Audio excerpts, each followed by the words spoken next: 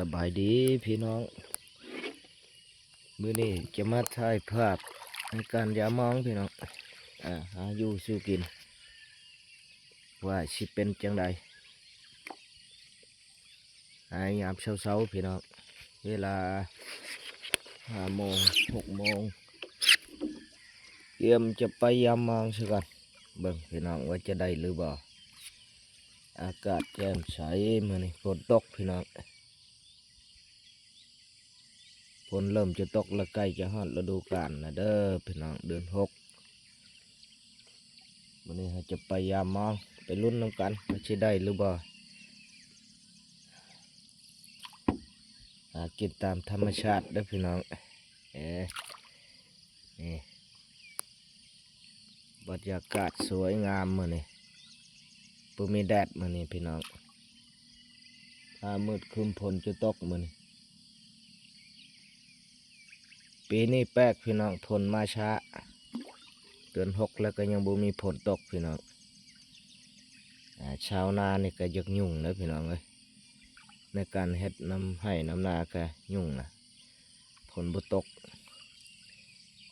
ดำนาบ่ได้พี่น้องเหมาะกับการหาอยู่สู้กินไปตามธรรมชาติคือบ่มีปลาพี่น้องบ่ถึกแล้วเด้อมื้อนี้สงสัยจะบ่ได้กินแล้วพี่น้องนี่เห็นมองอยู่แต่บ่มีปลาบ่ได้จักโตวะโอ้แล้วละแบบนี้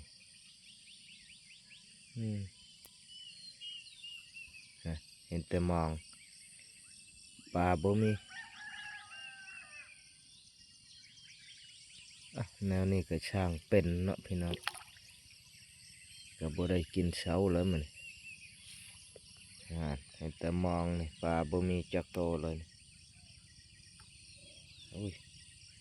ปลานิลตัวเดียวปลานิลน้อย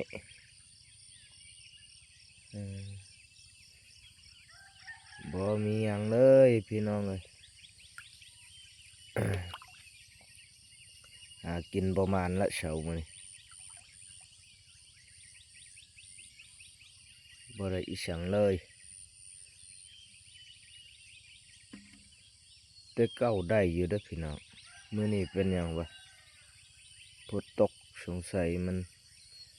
ปลาบ่ขึ้นพี่น้องปลาเพียงนี่ตัวเดียวเป็นปลาอะลูเป็นโนนี่บ่ได้กินแล้วพี่น้องเอ้ยมันนี่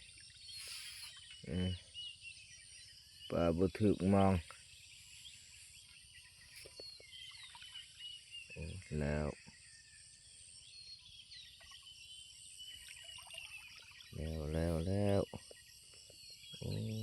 บ่ได้หยังเลย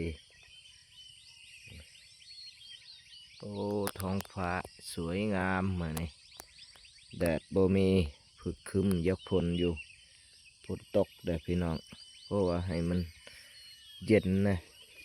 ฮ้อนแห้งช่วงนี่ก็อุณหภูมิจากมันจะขึ้นสำในบุญเลยกินกระบมานพี่น้องแล้วบ่ได้กินเช้ามันบรรยากาศตามธรรมชาติแคมน้ำแคมในเหมาะกับการหาอยู่หากินใส่เบ็ดใส่มองอยู่ไปตามธรรมชาติก็ม่วนไปแบบหนึ่งพี่น้องเด้อผมมีปลานิ่งตีงน้ำเลยมื้อนี้ก็ประมาณนี้พี่น้องคลิปนี้